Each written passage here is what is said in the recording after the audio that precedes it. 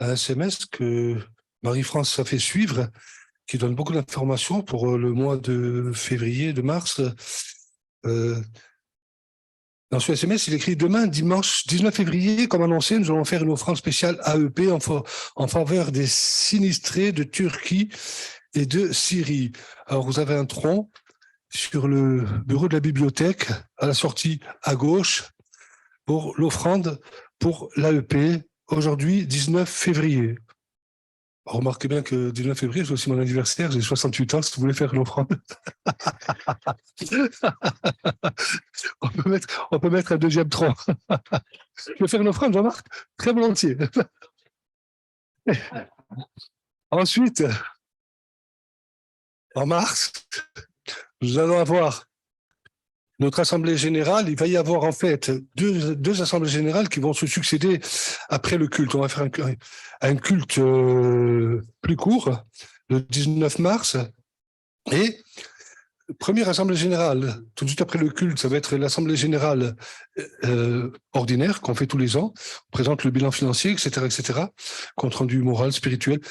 Et puis tout de suite après, on va faire l'assemblée générale extraordinaire. Alors, ça serait bien que vous puissiez être présent, d'abord parce que c'est des affaires de l'Église, ça intéresse tout le monde, et puis on participe par un vote aussi. Mais en plus, Loïc, c'est qu'il y a des quorums. L'assemblée générale ordinaire, il faut 50% des membres de l'Église. Et celle qui va suivre, l'Assemblée générale extraordinaire, c'est pour l'adoption des statuts. On est obligé de le faire.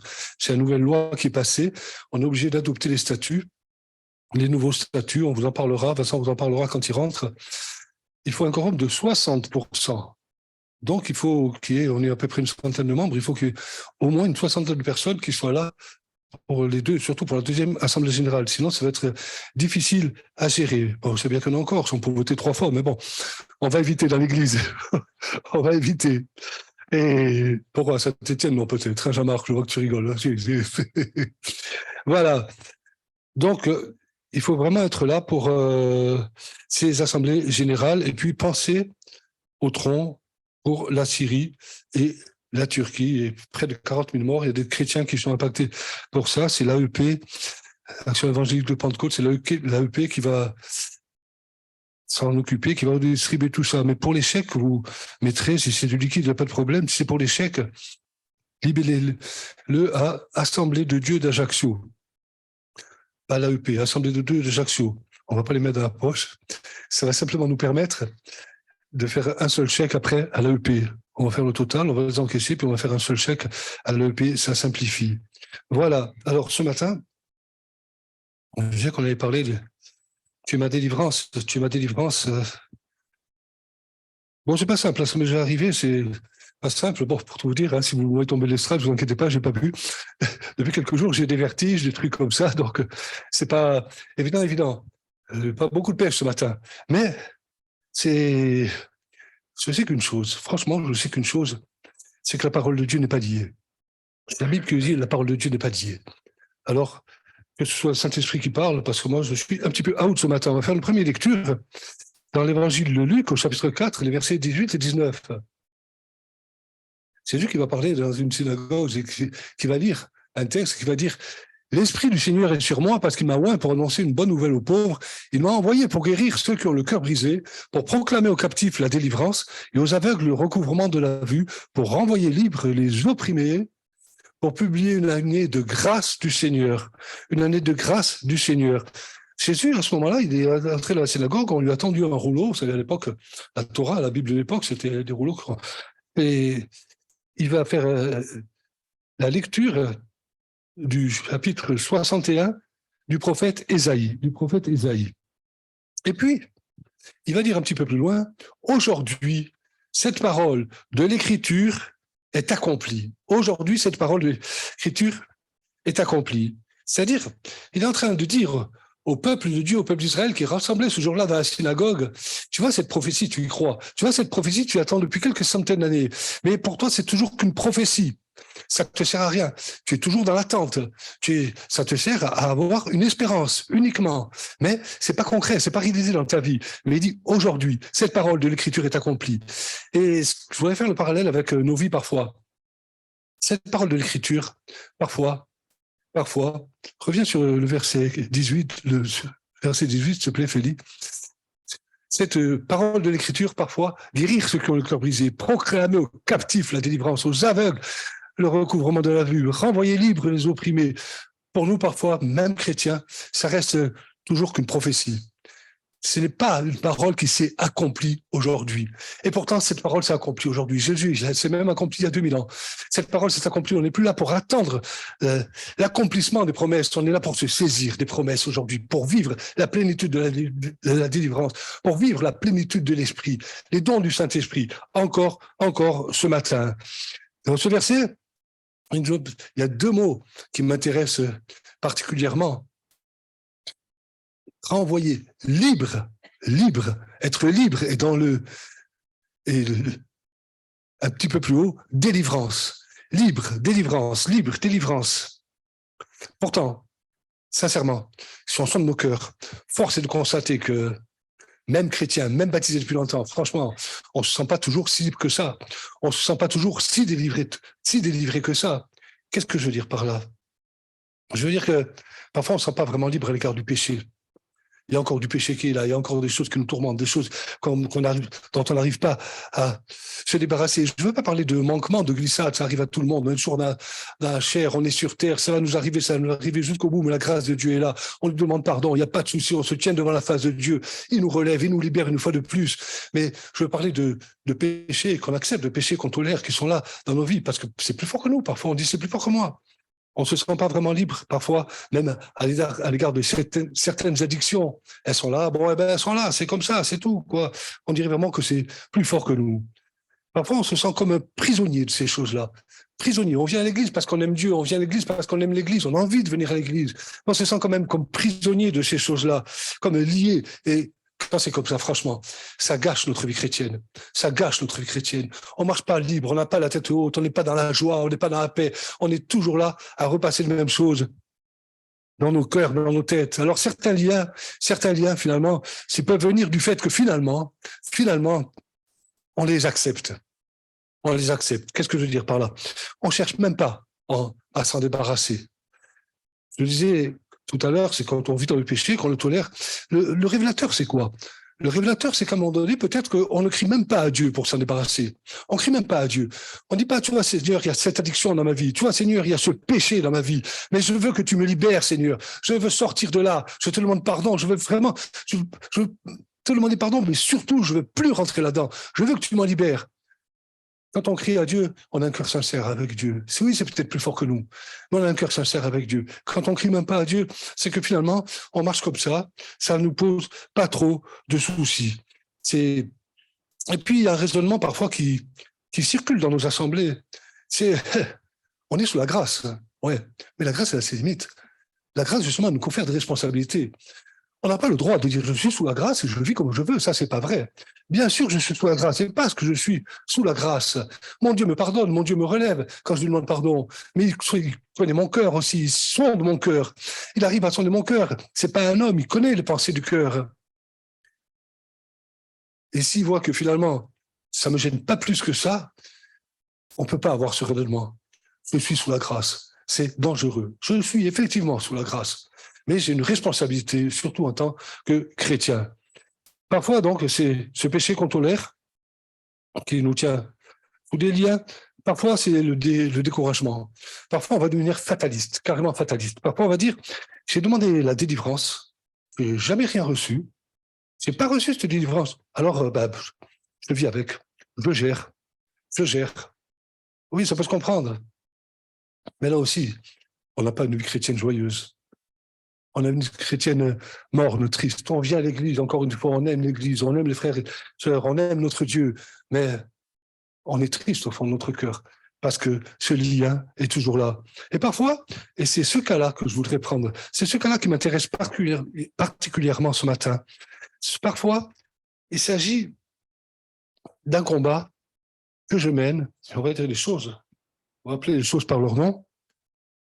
Parfois, il s'agit d'un combat que je mène contre les forces sataniques, que je mène contre les anges déchus, contre les démons, contre le diable, contre Satan, qui veut me lier, qui veut m'oppresser, qui veut me tenir dans le péché, qui veut me tenir en bas, qui veut pas que je marche la tête haute, qui veut pas que j'apporte la grâce dans l'église, qui veut pas que j'apporte des paroles d'encouragement dans l'église. Parce que si je rentre en m'accusant moi-même, forcément, je ne veux pas apporter beaucoup de paroles d'encouragement dans l'église.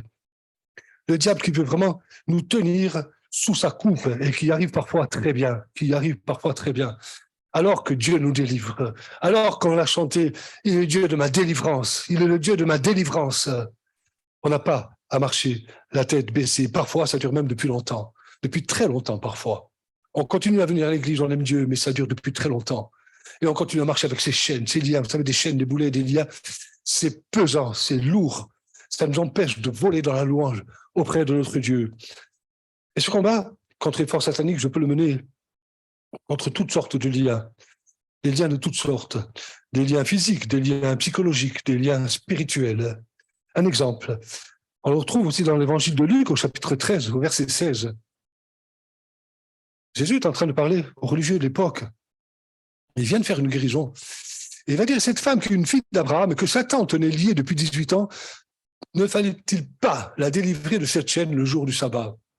Cette femme, c'était une femme courbée. C'était une femme qui avait un dos en mauvais état, un dos détruit. Donc, elle marchait courbée. Elle ne pouvait pas se redresser. Jésus parle de chaîne. C'était une chaîne qu'elle avait, une chaîne. La chaîne, c'est exactement le contraire de la liberté. Mais Jésus possède tous les dons spirituels, il possède même le discernement des esprits. Évidemment, il va dire cette femme qui est une fille d'Abraham, que Satan tenait liée depuis 18 ans. Satan tenait liée depuis 18 ans. C'est une fille d'Abraham. Une fille d'Abraham, c'est-à-dire à l'époque, c'est une femme qui appartenait au peuple de Dieu. Une femme qui appartenait au peuple que Dieu s'était choisi, Israël. Et cette femme, elle faisait partie de ce peuple qui avait reçu les promesses. Mais la Bible déclare qu'aujourd'hui, c'est nous l'Israël de Dieu. Aujourd'hui, c'est nous qui avons les promesses. Et pourtant, cette femme, elle était liée depuis 18 ans. Et parfois, toi aussi, tu connais les promesses de Dieu. Moi aussi, je connais les promesses de Dieu. Et parfois, on continue quand même à marcher avec des chaînes, avec des poids, avec des liens. Et on ne sait pas comment faire pour s'en débarrasser. Alors, on peut faire partie du peuple de Dieu. On peut être passé par les eaux du baptême. On peut marcher en nouveauté de vie et pourtant vivre quand même avec certains liens et même depuis longtemps, comme cette femme depuis 18 ans. Quand je parle de ça, je ne parle pas de cas de possession quand on est chrétien. Parce qu'il y a un débat parfois qui s'instaure dans nos églises. Le chrétien peut-il être possédé? On va en parler. Le problème de cette femme, on le trouve dans l'évangile de Luc, chapitre 13, verset 11. Et voici, il y avait là une femme possédée d'un esprit qui la rendait infirme depuis 18 ans. Elle était courbée et ne pouvait pas du tout se redresser. Cette femme, elle était possédée, il y avait un esprit qui la tenait liée. Nous, on est remplis du Saint-Esprit. Quand on est chrétien, le Saint-Esprit est venu habiter en nous. Il est impossible à Satan de cohabiter avec le Saint-Esprit. Mon frère, ma sœur, tu es chrétien, tu es rempli du Saint-Esprit, tu marches avec Dieu en nouveauté de vie. Tu ne peux pas être possédé, sauf si tu fais le choix de vivre délibérément dans le péché. Tu ouvres les portes à Satan, et là, si tu fais le choix de vivre délibérément dans le péché, ne t'étonne pas si tu vis des choses bizarres, des choses particulières. Mais si tu marches autant que possible, tant que tu peux de tout ton cœur avec ton Dieu, tu es rempli de l'Esprit de Dieu, tu ne peux pas être possédé. Alors, encore une fois, on peut être lié de plusieurs manières. Ça peut être des addictions, ça peut être l'inquiétude. L'inquiétude, c'est terrible. Ça, c'est un lien. Ça, c'est un poids. Ça, c'est une chaîne. Parce que tu viens de l'église, mais et allez, donc on en a parlé un peu dans les dons spirituels. Il y a beaucoup de pensées qui sont là, il y a beaucoup de pensées qui tournent, et finalement, tu n'es même pas sensible au Saint-Esprit, tu n'es même pas, parce que tu te demandes ce qui va se passer quand tu vas sortir d'ici, tu te demandes ce qui se passe dans ta famille, tu te demandes ce qui se passe pour tes enfants, tu te demandes comment va être demain. Le lendemain prendra soin de lui-même. Ça, c'est une parole de Jésus. Le lendemain prendra soin de lui-même. Alors, je ne veux pas faire le héros, je ne veux pas dire que je m'inquiète jamais. On a tous des inquiétudes. Souvent, c'est nos enfants, parfois, c'est notre santé, etc. On a tous des points sensibles. Des points où le diable sait bien comment nous attaquer. Certains, ça va être la santé, des craintes sur la santé, et d'autres, ça va être par rapport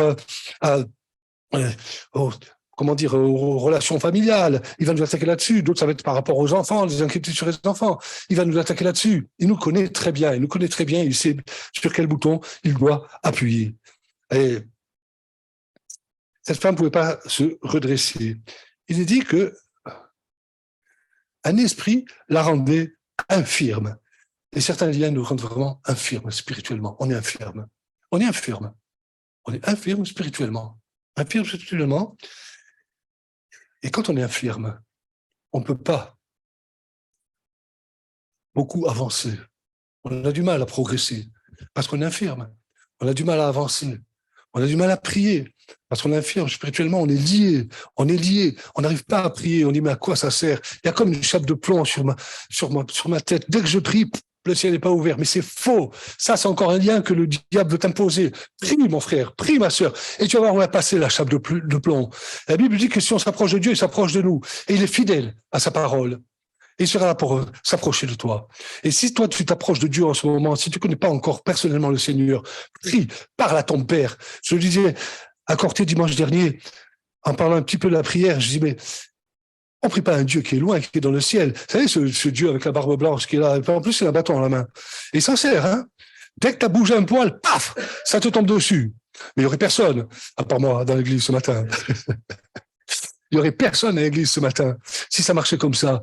Mais je disais à Corté dimanche dernier, ce Dieu, la Bible déclare qu'on peut l'appeler Abba, Père, Abba, c'est l'araméen. Abba, ça veut dire papa. Tu te rends compte, tu peux parler à ton Dieu, tu peux lui dire papa. Tu peux lui dire papa. Alors c'est vrai que parfois il y a des pères qui n'ont pas su jouer le rôle de père. Et on a une image déformée du père. Mais celui-là, c'est un vrai père. Et tu ne vas pas t'approcher de lui comme ça en disant, non, tu vas t'approcher de lui en disant, papa, papa, regarde, j'ai besoin de ça, approche-toi de moi. Viens, faire sauter ce lien, faire sauter les verrous d'airain. La Bible déclare que les verrous d'airain, il les fait sauter. Les verrous d'airain, il les fait sauter. Donc, cette femme, elle était courbée. Elle était courbée. Et vous savez, quand on est courbé, à force de marcher courbé, les liens, ça nous épuise. Ça nous épuise. Ça nous épuise. Spirituellement, psychologiquement, ça nous épuise. Pourtant, dans le Lévitique, au chapitre 26, au verset 13, Dieu va dire, je suis l'Éternel, votre Dieu, qui vous a fait sortir du pays d'Égypte, qui vous a tiré de la servitude. J'ai brisé les liens de votre joug, je vous ai fait marcher la tête levée. Je vous ai fait marcher la tête levée, pas courbée, comme cette femme. Pas courbée, pas comme ça, non. Bénissant Dieu, bénissant mon Dieu. Qu'est-ce qu'il dit ce verset? Qu'est-ce qu'il dit ce verset? Ce verset, d'abord, il est toujours d'actualité. Il fait toujours partie des promesses du peuple de Dieu. Parfois, j'entends dire, mais ça, c'est l'Ancien Testament. Ok, ben, ne saisis pas des promesses qui sont dans l'Ancien Testament si tu veux, mais c'est. Moi, je veux m'en saisir. Je veux m'en saisir. Ce verset, il dit, je suis l'Éternel, je suis l'Éternel. Pas n'importe quoi, ça, comment je suis l'Éternel. L'Éternel, c'est-à-dire qu'il s'est rapproché de. Quand Moïse va lui demander son nom, il va dire, tu diras, je suis celui qui suis. Un Dieu qui sait tout, un Dieu qui peut tout, un Dieu qui est partout, un Dieu qui peut te délivrer ce matin de ce lien de santé psychologique, spirituel. Tu n'arrives plus à avancer, mais il peut faire tomber tes chaînes ce matin. Parce qu'il est l'Éternel, votre Dieu, parce que c'est notre Dieu. Parfois, on n'y croit plus. Peut-être que tu crois même plus ce matin que c'est ton Dieu. Peut-être que tu te dis, oui, mais moi, avec ce que j'ai fait, mais ton Dieu est fidèle, même quand toi, tu ne l'es pas. Et encore une fois, il ne s'agit pas de vivre dans le péché, mais ton Dieu est fidèle. La Bible dit que quand on est fidèle, il demeure fidèle. C'est pas beau, ça? Il demeure fidèle. Mais heureusement, parce qu'on sera tous perdus pour l'éternité. Je suis l'Éternel, notre Dieu. Même si tu en doutes, il est ton Dieu. Je veux te dire qu'il est ton Dieu ce matin. Même si tu n'y crois plus. Même si tu n'y crois plus. Je veux te dire qu'il est ton Dieu ce matin. Qui vous a fait sortir du pays d'Égypte. Bon, pour la plupart d'entre nous, on sait bien, on connaît bien ces choses-là. L'Égypte, dans la Bible, c'est une image du monde, une image du péché. Et Dieu dit, je vous ai fait sortir du pays d'Égypte, je vous ai tiré du monde, je vous ai tiré du péché. À la croix, j'ai payé votre péché. Ton péché est payé à la croix. Tu n'as qu'à dire à ce Seigneur, c'est toi qui as payé à ma place. J'accepte que ce soit toi qui payes, parce que moi, je ne peux pas payer. Et si tu acceptes simplement que Jésus ait payé le prix de ton péché à ta place, parce que c'est toi qui méritais la croix, c'est toi qui méritais l'enfer, alors tu vas aller avec Jésus dans le ciel pour l'éternité. Accepte Jésus si tu ne l'as pas encore fait. Accepte-le dans ta vie. Accepte le fait que son sang a coulé pour toi, pour moi, sur la croix, pour te laver de ton péché, pour que tu te ressortes de ce lieu pur, que tu marches en nouveauté de vie et que tu sois certain de ton salut pour l'éternité. Ton salut pour l'éternité. Que vous êtes tiré d'Égypte, vous êtes tiré du monde. Il nous a mis à part. Il nous a sorti d'Égypte. Et on nous mettra à part. Il faut qu'on réalise une chose. Comme on est sorti d'Égypte, nous sommes l'Église. Nous sommes l'Église. On n'est pas là pour faire des processions, d'ailleurs on n'en fait pas. On n'a plus l'âge. Mais nous sommes l'Église, c'est-à-dire celle qui s'oppose au diable, pas celle qui subit le diable. Ça peut nous arriver à tous un jour ou l'autre, d'être sous le coup de la contrariété, d'être sous le coup d'accepter un lien, mais on ne doit pas le garder. On est l'Église, on est celle qui repousse le diable. C'est pas le diable qui va nous repousser. Et il arrive trop bien, trop souvent. C'est nous qui repoussons le diable. On est l'Église qui repousse le diable. On est aussi l'Église qui ne vit pas comme le monde. Qui ne vit pas comme le monde. On peut se la chanter comme on veut, mais quand il y a trop de similitudes avec le monde, il y a un souci. Il y a un souci spirituel. Il ne faut pas s'étonner quand il y a des liens par la suite. On est tellement séparés que Église, en grec, ça se dit ecclésia. Ecclésia. Ek, la racine ek, on la retrouve hors d'eux, ça veut dire en grec, on la retrouve en français. Expatrié, exilé, etc., extraire, hors d'eux. Hors d'eux. Ecclésia, ça vient du verbe kaléo, appeler. Appeler hors d'eux. L'Église est appelée hors du monde. Mais ex, non seulement ça veut dire hors d'eux, mais ça veut dire aussi loin d'eux. L'Église est appelée hors du monde, mais elle est appelée pas être le monde ici et moi là, un pied dedans, un pied dehors. L'Église, elle est appelée à être hors du monde, elle est appelée à être loin du monde. Loin du monde. Il faut arrêter les compromis. Il faut arrêter avec ces petits péchés. Oui, mais Dieu sait toutes choses, Dieu connaît. Oui, justement, Dieu connaît. Et t'étonnes pas, si tu es pas rempli du Saint-Esprit, t'étonnes pas. Si tu as des frères et sœurs qui lèvent la main dans la louange, qui sont bénis, tout, si tu acceptes ces choses. Je ne dis pas ça pour te juger, je ne dis pas ça pour te condamner, je dis ça pour te libérer. En rejetant ces choses-là, en rejetant ces choses-là, loin, loin du monde. Et puis ce verset va dire encore, tirez de la servitude. J'ai brisé les liens. Je vous ai tiré de la servitude, tiré de la servitude. Pourtant, parfois, on se rend compte que briser les liens, pour moi, c'est pas tout à fait ça. Il y a encore des choses que j'aimerais bien voir disparaître de ma vie. Tirer de la servitude, et pourtant, je me sens encore parfois sous le joug de l'esclavage. Je me sens encore parfois un jouet entre les mains de Satan. Je vous ai fait marcher la tête levée. Je vous ai fait marcher la tête levée, pas la tête baissée. On retourne à notre texte à Luc, chapitre 13, verset 11. Là, le Dieu Tout-Puissant dit, je vous ai fait marcher la tête levée. Et ce texte nous dit, il y avait une femme possédée d'un esprit impur, qui la rendait infirme depuis 18 ans, elle était courbée, elle ne pouvait pas du tout se redresser. Elle ne pouvait pas. Elle ne pouvait pas, ça veut dire qu'elle a essayé, la pauvre. Elle avait dû essayer de se redresser elle-même, mais c'était complètement impossible. Complètement impossible. Elle ne pouvait pas se redresser. Peut-être que tu ne peux pas te redresser d'une addiction, même d'un mal physique. On va en parler. Il y a peut-être un problème spirituel à régler avant la délivrance physique. Je vais raconter une histoire. Il était une fois, il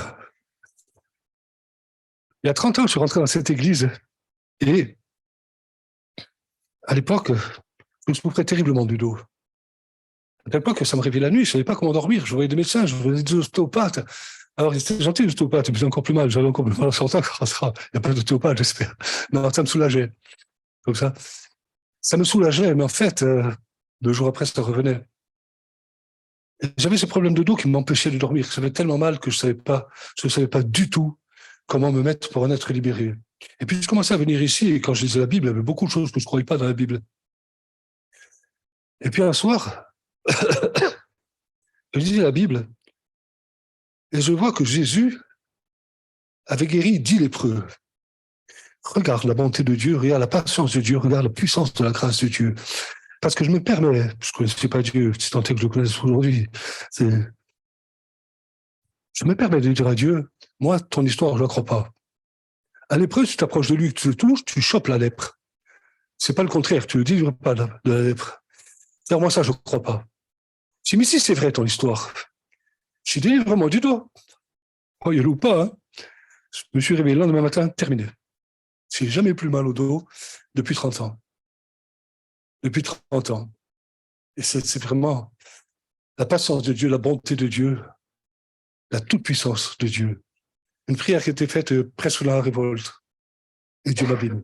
Dieu m'a béni. Alors, ce texte, je dis qu'il ne pouvait pas du tout se redresser. Il y a des liens dont tu ne peux pas te redresser. Tu n'y arrives pas. Tu n'y arrives pas. Tu as peut-être déjà constaté dans ta vie, tu as essayé, mais c'est toujours là. C'est toujours là. Ce péché que tu rejettes, ben, il revient. Cette addiction que tu rejettes, ben, elle revient. Ce lien méprisant, tu es sincère. La preuve, tu essaies de rejeter ça. Mais ça revient, ça revient. Ça revient sans cesse. En tout cas, tu essaies de le rejeter. C'est bien la preuve que tu n'en veux pas. C'est bien la preuve que tu n'as pas envie de vivre avec ça. C'est bien la preuve que tu aimes ton Dieu. C'est bien la preuve que tu as envie d'obéir à Dieu. Mais c'est plus fort que toi. C'est plus fort que toi. Tu n'arrives pas à t'en libérer. Alors, c'est plus fort que toi, parfois, c'est plus fort que moi, mais c'est pas plus fort que Jésus. On va le voir dans la suite du texte.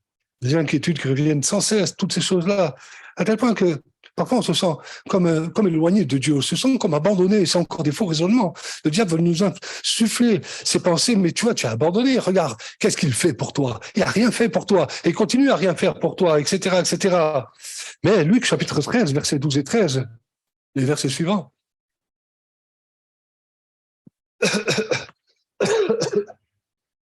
Luc 13, lorsqu'il a vu Jésus lui adresser la parole, lui dit, femme, tu es délivrée de ton infirmité. Tu es délivrée de ton infirmité. Il dit pas, ça fait longtemps, faut vivre avec. Tu es délivrée de ton. Il lui imposa les mains. À l'instant, elle se redressa et glorifia Dieu. À l'instant, elle se redressa et glorifia Dieu. Rien n'est jamais définitif avec Jésus. Rien. Parce que ce jour-là, c'était pas, il était dans la synagogue. La synagogue, c'était la Torah, c'était la religion de l'époque, c'était sec, c'était dur. Jésus a critiqué les gens qui dirigeaient, les pharisiens qui dirigeaient la synagogue, tout ça, il les a repris. Mais ce jour-là, c'était pas que la synagogue, c'était un endroit où il y avait Jésus présent. Et il a promis d'être avec nous ce matin, comme à chaque fois. Alors, on peut tout espérer ce matin. Cette femme était infirme depuis 18 ans. Elle avait certainement demandé déjà la délivrance à ce Dieu qu'elle connaissait, qu'elle entendait parler à travers la Torah. Le Dieu d'Israël, le Dieu d'Israël, le Dieu d'Israël. Elle le connaissait, on l'a chanté tout à l'heure, sous le nom d'Adonai. Il y a plusieurs noms de Dieu. Par exemple, sous le nom d'Adonai, c'est-à-dire le Maître, le Seigneur. Mais elle le connaissait aussi certainement sous le nom d'El Shaddai. Ça y était aussi dans ce chant. El Shaddai, le Dieu Tout-Puissant. Elle le connaissait sous le nom du Dieu Tout-Puissant. Et nous, dans cette église, on en parle souvent de ce Dieu Tout-Puissant. On le connaît comme le Dieu Tout-Puissant. Et pourtant, parfois, on garde nos liens. Ce Dieu Tout-Puissant, il n'avait pas délivré cette femme. Et depuis 18 ans, elle était quand même toujours liée par son infirmité. Mais quand même, ce que je veux noter à propos de cette femme, c'est qu'elle était depuis 18 ans toujours liée par son infirmité et qu'elle faisait quoi? Elle continuait à venir à la synagogue. Certainement qu'elle aimait son Dieu. Certainement qu'elle aimait ses frères et sœurs, si on peut appeler ça comme ça à l'époque. Et toi, peut-être que tu es toujours lié par ton infirmité, mais tu continues à venir. Tu continues à venir parce que tu aimes ton Dieu. Tu dis, c'est dur, c'est difficile, c'est pénible, j'en ai pas envie de ça, Seigneur. Il faut vraiment que tu me libères. Je ne peux plus, moi, de ça. Mais tu continues à venir. Parce que toi aussi, tu aimes ton Dieu. Elle continue à s'accrocher à ses promesses. Les promesses qui étaient contenues dans la Bible de l'époque, la Torah. Par exemple, dans le livre d'Exode, chapitre 15, verset 26, il dit, si tu écoutes attentivement la voix de l'Éternel, ton Dieu, si tu fais ce qui est droit à tes yeux, si tu prêtes l'oreille à tes commandements, si tu prêtes toutes tes lois, je ne te frapperai d'aucune de maladie dont j'ai frappé des Égyptiens, et c'est ça qui m'intéresse, car je suis l'Éternel qui te guérit. Notez bien encore une fois qu'il y a des conditions. Si on ne veut pas rester lié, il y a quand même des conditions, ne pas vivre n'importe comment. Mais je suis l'Éternel qui te guérit. Et certainement qu'elle entendait parler dans la synagogue, elle connaissait cette promesse. Je suis l'Éternel qui te guérit. Mais elle était toujours liée. Et elle s'accrochait, elle venait quand même, et elle avait raison. Et tu as bien raison de continuer à venir à l'église. Tu as bien raison de continuer à prier pour ta délivrance. Tu as bien raison de continuer à aimer ton Dieu, même si des fois, au fond de ton cœur, il y a un peu d'amertume, parce que tu en as marre de vivre ces choses qui te pèsent, qui t'empêchent de vivre la joie de Dieu. Des fois, c'est tellement difficile que il y avait Jésus qui était présent à la synagogue. Et ce jour-là, pour cette femme, tout est devenu possible. Tout est devenu possible. Jésus l'a délivré de son lien. Et quand est-ce que Jésus l'a délivré de son lien? Le jour du sabbat. Le jour du sabbat, il fallait faire aucun travail. Et Jésus l'a délivré le jour du sabbat. Alors qu'est-ce qui s'est passé? Ils ont béni Jésus, ils ont dit, ah Seigneur, tu es vraiment le Fils de Dieu, tu es vraiment celui que Dieu a envoyé pour nous délivrer, tu es vraiment le Messie, celui qui va délivrer son peuple. Tu as délivré cette femme, pensez-vous. Les religieux de l'époque, ils dirigeaient la synagogue. En tout cas, ils étaient peu religieux. La grâce, ils ne connaissaient pas. Les religieux de l'époque, ils ont réussi à dire à Jésus, tu n'as pas le droit de faire des guérisons le jour du sabbat. Ils vont même lui dire, regardez l'évangile de Luc, chapitre 13, verset 14. Mais le chef de la synagogue, indigné, c'est pas beau ça, de ce que Jésus a opéré cette guérison un jour de sabbat, dit à la foule, il y a 6 jours pour travailler, venez donc vous faire guérir ces jours-là et non pas le jour du sabbat. Ils sont en train de dire à cette pauvre femme, c'est pas bien que tu étais guéri, quoi. Et ils disent, il ne faut pas venir te faire guérir ce jour-là. Et cette voix, peut-être que toi aussi tu l'entends. Et cette voix, peut-être toi aussi tu l'écoutes. Tu ne vas pas venir te faire guérir ce jour-là. Comme on dit, c'est pas aujourd'hui. C'est pas pour aujourd'hui. La preuve, ça fait tellement de temps que tu viens, c'est pas pour aujourd'hui la guérison. C'est même pas pour demain d'ailleurs. Et combien de fois tu as pu venir dans cette église en te disant, mais c'est sûrement pas pour aujourd'hui. C'est sûrement pas pour aujourd'hui. Ça va pas marcher. Ça fait tellement de temps que j'y crois plus. Et peut-être que certainement même que aujourd'hui tu es rentré dans ce lieu en te disant, mais c'est pas pour aujourd'hui. C'est pas pour aujourd'hui. Je crois vraiment que c'est tout à fait possible que ce soit pour aujourd'hui. Crois-y de tout ton cœur. Crois-y de tout ton cœur. Alors, dans le cas de cette femme, je disais tout à l'heure, c'était un problème de dos. Mais c'était une guérison physique, on peut dire. Mais en fait, il s'agissait d'abord d'une guérison spirituelle. Et on va terminer avec ces choses-là. Il s'agissait d'abord d'une guérison spirituelle. Satan la tenait liée depuis 18 ans. Autrement dit, le problème, ce n'était pas son dos. On sait qu'il y en a qui ont mal au dos ce matin, ne croyez pas que c'est Satan qui vient vous lier. C'est pas ce que je suis en train de dire. Le problème n'était pas physique. Le problème, il était d'abord spirituel. D'abord spirituel. Et quand le problème spirituel a été réglé, quand l'oppresseur et l'oppression, d'ailleurs, on a lu un texte qui disait qu'elle était opprimée. C'est-à-dire d'une oppression. On peut ne pas être possédé, mais même chrétien, on peut vivre des oppressions, on peut être opprimé, Satan peut s'acharner contre nous. Le problème, c'était pas son dos, le problème, c'était pas sa colonne vertébrale. Le problème, c'était avant tout spirituel. Quand ça a été réglé, le problème physique a été réglé aussi. Ce que je veux dire, c'est que parfois, on demande à être délivré de certaines choses, mais il y a d'abord un problème spirituel à résoudre. Ça peut être, par exemple, le besoin de se réconcilier avec quelqu'un, dans notre famille, dans notre église.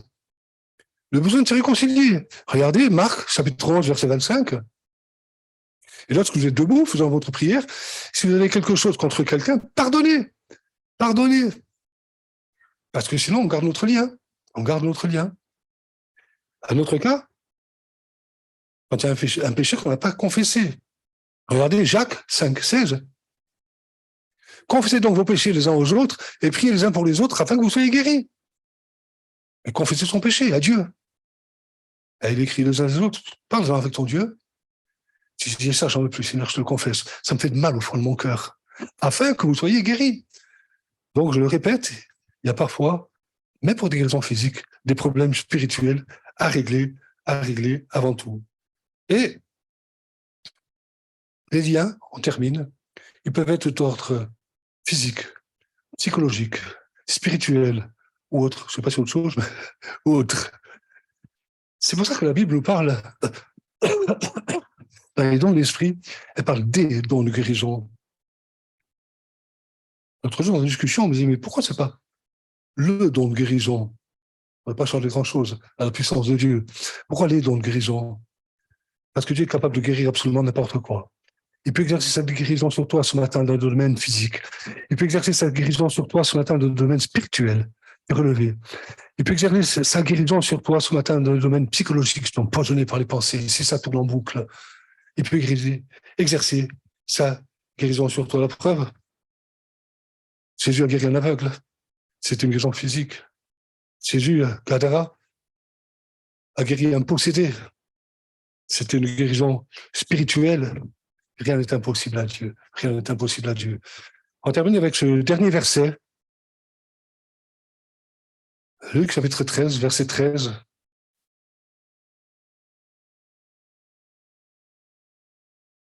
Cette femme était courbée depuis 18 ans. Elle ne pouvait pas se redresser. Satan la tenait liée. Et Jésus lui imposa les mains. À l'instant, pas à la réunion suivante, à l'instant, elle se redressa et glorifia Dieu. Terminez de marcher à tête baissée. Maintenant, elle pouvait marcher comme selon les promesses de Dieu, la tête haute, regardant vers le ciel, plus vers la terre, pas toujours à regarder en bas à ses problèmes. Elle pouvait regarder vers le ciel et bénir son Dieu, parce que son Dieu l'avait béni. Comprenez?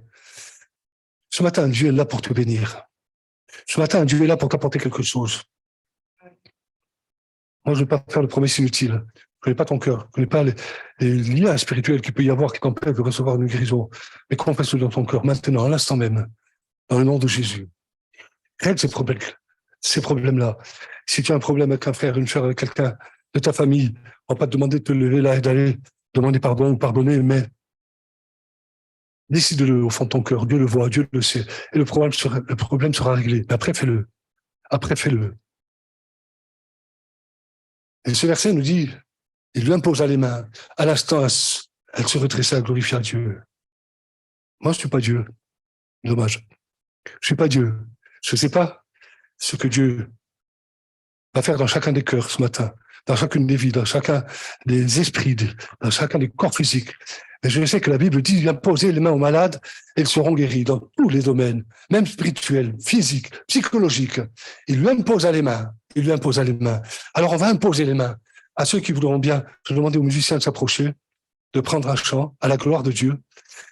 Et approchez-vous si vous voulez être délivré de certaines choses, quoi que ce soit. Approchez-vous. Il lui imposa les mains et il a guéri. Approchez-vous. Il y a notre frère Jean-Marc Lamotte, qui est pasteur à Saint-Étienne, qui est là. On veut demander de prier pour les malades, de prier pour ceux qui se sentent courbés, de ceux qui en peuvent plus, de ceux qui en ont marre de traîner ce boulet, de traîner cette chaîne, de traîner ce lien, de prier pour que des chaînes tombent ce matin, que des chaînes tombent au nom de Jésus, parce que c'est la puissance de Dieu. Approchez-vous, on va prier pour vous. Mais n'ayez pas peur, approchez-vous. On n'est pas là, comme dit souvent Vincent, on n'est pas là pour juger, on n'est pas là pour dire, ah, il s'approche et qu'il a un lien. On est là pour que Dieu exerce sa puissance, pour que Dieu bénisse. Si tu as besoin d'une délivrance spirituelle, tu as besoin d'une délivrance physique, tu as besoin de délivrance, quel que soit le domaine, approche-toi. Jean-Marc va prier pour vous dans le nom de Jésus. Amen.